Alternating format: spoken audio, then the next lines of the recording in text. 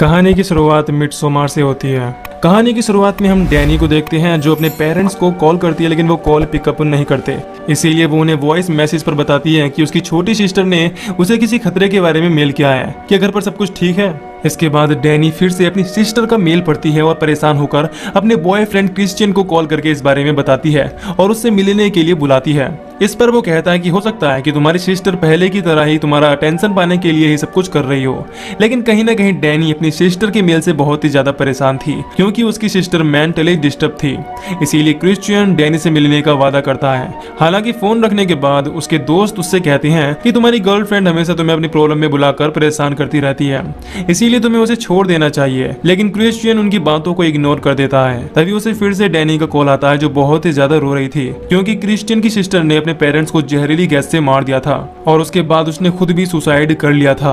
इस बात से डैनी बहुत ही ज्यादा दुखी होती है और रो रही होती है। फिर नेक्स्ट सीन में जब डैनी क्रिश्चियन के दोस्तों से मिलती है तो उसे पता चलता है कि उन लोगों को उनका फ्रेंड पेले अपने घर स्वीडन ले जाने वाला है, जिनके साथ क्रिश्चियन भी जाने वाला था। क्योंकि वो एक कल्चरल स्टूडेंट था, इसीलिए ही वो पेले के कबीले के बारे में जानना और समझना चाहता था। स्वीडन जाने की बात से डैनी को काफी बुरा लगता है क्योंकि क्रिश्चियन ने उससे ये बात अभी तक नहीं बताई थी। इसीलिए वो उससे कहती है कि अगर तुम भी जा रहे थे तो तुम्हें मुझे बताना चाहिए था क्योंकि मैं तुम्हें मना नहीं करती। हालांकि पहले तो इस बात से उन दोनों में बहस हो जाती है, लेकिन फिर क्रिश्चियन डैनी को भी साथ चलने के लिए कहता है, जिस चीज के लिए वो तैयार हो जाती है। फिर जब डैनी पेले से बात कर रहा होता है तो वो बताता है कि हमारे यहाँ एक फेस्टिवल होने वाला है, इसीलिए मैं तुम लोगों को वहाँ पर ले जा रहा हूँ, इससे तुम लोग एंजॉय कर सको। इसके बाद वो लोग स्वीडन के लिए निकल पड़ते हैं। फिर वहाँ पहुँचने के बाद पेले अपने दोस्तों को अपने भाई इंगमार से मिलवाता है। इस दौरान इंगमार भी उन लोगों को अपने लंदन के दोस्त साइमन और उसकी गर्लफ्रेंड कोनी से मिलवाता है, जो कि पेले के दोस्त की तरह ही फेस्टिवल देखने के लिए आए थे।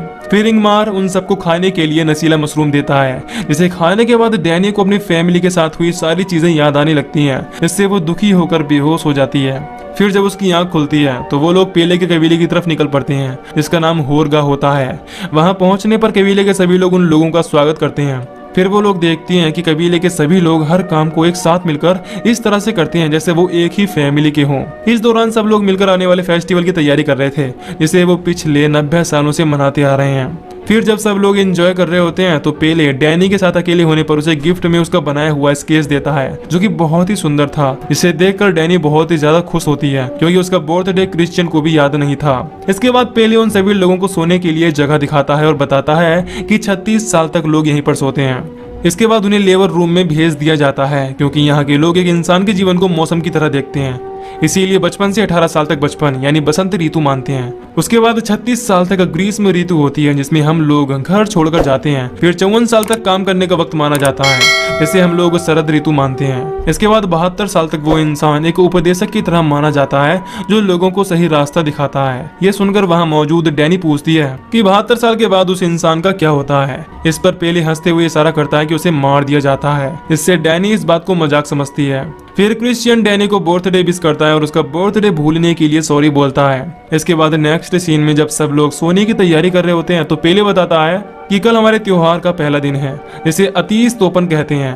ये सुनकर सब लोग इस बारे में पूछने लगते हैं। इस पर वो कहता है कि ये चीज समझाना काफी मुश्किल है, इसीलिए तुम लोग देखोगे तो ज्यादा अच्छे से समझ पाओगे। हालांकि क्रिश्चियन फेस्टिवल के बारे में ऑनलाइन सर्च करने की कोशिश करता है, लेकिन वहाँ पर नेटवर्क न होने की वजह से वो ऐसा नहीं कर पाता। फिर अगले दिन जब सब लोग खाने के लिए इकट्ठा होते हैं तो सीक्रेट टेम्पल से उनके साथ खाने के लिए एक सीनियर सिटीजन का कपल आता है, जिनकी एज 72 साल पूरी हो चुकी थी। फिर खाना खाने के बाद उन दोनों को ही पहाड़ की चोटी पर ले जाया जाता है, जिनमें से बूढ़ी औरत वहां से कूद कर अपनी जान दे देती है। यह देखकर वहां मौजूद साइमन बहुत ही ज्यादा बौखला जाता है और फिर से कूद रहे बूढ़े आदमी को रोकने के लिए कहता है, लेकिन इससे पहले कि वो लोग कुछ समझ पाते, बूढ़ा आदमी भी कूद जाता है। लेकिन वो जान से नहीं मरता, बल्कि बहुत ही बुरी तरह से घायल हो जाता है। इस वजह से टाउन के लोग उसके चेहरे पर अटैक करके उसे बहुत ही बुरी तरह से मार देते हैं। यह देखकर साइमन और कोनी और भी ज्यादा बौखला जाते हैं और चिल्लाने लगते हैं, जिससे उन्हें टाउन की लेडी सिर्फ समझाती है कि यहाँ की परंपरा है कि हम लोग बूढ़े होकर मरने से अच्छा खुद ही मरना पसंद करते हैं, इससे मरने से पहले होने वाली बीमारी और कष्ट से बच सकें। दूसरी तरफ ये सब देखकर डैनी भी बहुत ही ज्यादा घबरा गई थी, इसीलिए क्रिश्चियन उसे थोड़ी देर के लिए अकेला छोड़ देता है और जॉस के पास पहुंचता है। इस दौरान क्रिश्चियन उसे बताता है कि मैं समझ गया हूँ कि मुझे अपनी थीसिस किस टॉपिक पर लिखनी है। मैं यहीं रुककर ओरगा के कल्चर के ऊपर अपनी थीसिस लिखूंगा। इस बात पर जॉस बहुत ही ज्यादा गुस्सा हो जाता है क्योंकि वो पहले ही इस कबीले के ऊपर अपनी थीसिस लिख रहा था। इस पर क्रिश्चियन उसे समझाता है कि हम यहाँ पर आए ही इसीलिए हैं ताकि हम अपनी अपनी थीसिस लिख सकें। लेकिन जॉस कहता है कि मैंने यहाँ के कल्चर के बारे में अपनी थीसिस लिखना पहले शुरू किया था, इसीलिए तुम्हें कोई और टॉपिक ढूंढ लेना चाहिए। पर क्रिश्चियन को इस बात से कोई भी फर्क नहीं पड़ता, इसीलिए वो कहता है कि अगर तुम चाहो तो मेरे साथ मिलकर इस थीसिस पर काम कर सकती हो, क्योंकि मैं ये काम करके रहूंगा। ये सुनकर जॉस पूरी तरह से बौखला जाता है। फिर जब क्रिश्चियन बाहर आता है तो मार्क उसे बताता है कि डैनी की हालत लोगों को मरते हुए देखने की वजह से बहुत ही ज्यादा खराब हो गई है। दूसरी तरफ हम डैनी को देखते हैं जो उस जगह से जाने के लिए अपना सामान पैक कर रही थी। तभी उसके पास पेले पहुंचता है और समझाने की कोशिश करता है कि मुझे तुम्हें उस जगह पर नहीं रुकने देना चाहिए था, लेकिन डैनी कुछ भी सुनने को तैयार नहीं होती। अब पेले उसके पेरेंट्स के बारे में बात करने लगता है और कहता है कि तुम्हारी तरह मैं भी बचपन में ही अनाथ हो गया था, क्योंकि मेरे पेरेंट्स भी बचपन में जलकर मर गए थे। इसके बाद इस कबीले के लोगों ने मुझे सहारा दिया और अपने फैमिली मेंबर की तरह पाला, और यहाँ पर मेरे साथ कभी भी भेदभाव नहीं किया गया, इसीलिए अब तुम्हें भी ऐसी ही एक फैमिली की जरूरत है। ये सुनकर डैनी वहीं पर रुक जाती है। फिर रात में हम कबीले की एक लड़की माजा को देखते हैं जो क्रिश्चियन के बेड के नीचे एक अजीब सी चीज रखती है। इसके बाद हमें अगले दिन का सीन दिखाया जाता है जहाँ पर जॉस पेले के पास पहुंचता है और उससे पूछता है कि क्या तुमने थीसिस के बारे में अपने बुजुर्गों से बात की। इस पर वो बताता है कि तुम इस कबीले के बारे में अपनी थीसिस लिख सकते हो, लेकिन तुम इस जगह और लोगों के नाम नहीं लिख सकते, साथ ही तुम्हें ये काम क्रिश्चियन के साथ मिलकर ही करना होगा। यह सुनकर जॉस इस चीज के लिए तैयार हो जाता है। फिर वो पेले को वो अजीब सी चीज दिखाता है जो माजा ने क्रिश्चियन के बेड के नीचे रखा था। ये देखकर पेले बताता है कि ये एक ऐसी चीज है जिससे लव स्पेल किया जाता है। इससे ये बात क्लियर होती है कि माजा ने क्रिश्चियन पर लव स्पेल किया है, यानी कि प्यार का मंत्र फूंका है। तभी मार्क उन लोगों के एक पवित्र पेड़ पर पी करने लगता है, जिसे देखकर कबीले का एक आदमी बहुत गुस्सा हो जाता है और उस पर बहुत ही बुरी तरह से चिल्लाने लगता है, लेकिन पेले वहां पहुंचकर मार्क को बचा लेता है। फिर हम कोनी को देखते हैं जो साइमन के साथ कबीले से जाने के लिए अपना सामान लेकर आती है। तभी कबीले का एक आदमी उसके पास पहुंचता है और उसे बताता है कि साइमन को रेलवे स्टेशन छोड़ दिया गया है, और क्योंकि उस गाड़ी में एक ही आदमी की जगह थी, इसीलिए साइमन को छोड़ने के बाद ड्राइवर गाड़ी लेकर वापस आएगा और तुम्हें भी स्टेशन छोड़ देगा। ये बात कोनी को काफी अजीब लगती है क्योंकि साइमन उसे कभी भी अकेला नहीं छोड़ता था, इसीलिए वो उस पर बहुत गुस्सा हो जाती है। फिर जब सब लोग लंच कर रहे होते हैं तो डैनी कोनी को वहां ना देखकर काफी परेशान होती है और सब लोगों से इस बारे में पूछने लगती है। अब एक कबीले वाला बताता है कि साइमन ने कॉल करके उससे बात की, जिससे उनके बीच सब ठीक हो गया है और मैं उसे स्टेशन छोड़ आया हूँ।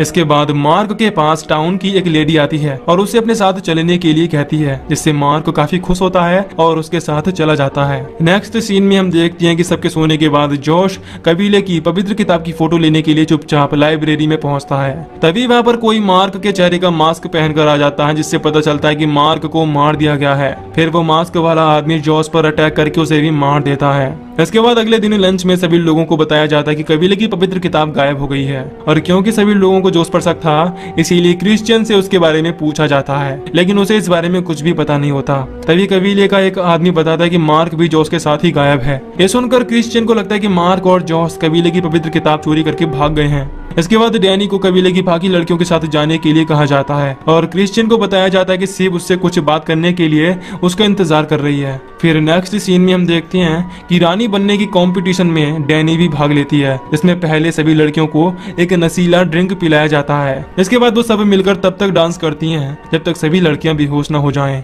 इस दौरान जो लड़की अंत तक बची रहती हैं वो रानी बनती हैं। ये जानने के बाद डैनी के साथ साथ टाउन की सभी लड़कियां डांस करने लगती हैं। दूसरी तरफ हम क्रिश्चियन को देखते हैं जो शिव के पास पहुंचता है, क्योंकि उसे लग रहा था कि शिव ने उसकी बुक चोरी करने की वजह से बुलाया है, इसीलिए वो काफी डरा हुआ होता है और उससे कहता है कि मुझे उस बुक के बारे में कुछ भी नहीं पता। लेकिन शिव उससे पूछती है कि क्या तुम्हें माजा पसंद है, क्योंकि तुम्हें उसके साथ इंटीमेट होने के लिए चुना गया है। ये सुनकर क्रिश्चियन बहुत हैरान होता है और बिना कोई जवाब दिए वहाँ से चला जाता है और उस जगह पर पहुंचता है जहाँ पर डांस कॉम्पिटिशन हो रहा था। तभी उसके पास माजा पहुंचती है जो उसे एक ड्रिंक ऑफर करती है। हालांकि क्रिश्चियन उसे इस चीज के लिए मना करता है, लेकिन वो उसे फोर्स करके पिला देती है। फिर हम देखते हैं कि डांस कंपटीशन में डैनी जीत जाती है, जिससे उसे रानी बना दिया जाता है। फिर उसे लंच पर ले जाया जाता है जहाँ पर सब लोग उसके साथ लंच करते हैं। इस दौरान ड्रिंक की वजह से क्रिश्चियन पूरी तरह से नशे में हो रहा था। फिर डैनी को अनाज और मीट को आशीर्वाद देने के लिए भेज दिया जाता है। उसी समय क्रिश्चियन के पास माजा पहुंचती है और उसे अपने साथ ले जाती है, जहाँ पर उसे एक अजीब तरह का नशीला धुआं सुंघाया जाता है और फिर उस रूम में भेज दिया जाता है जहाँ पर टाउन की औरतों के साथ माजा मौजूद थी।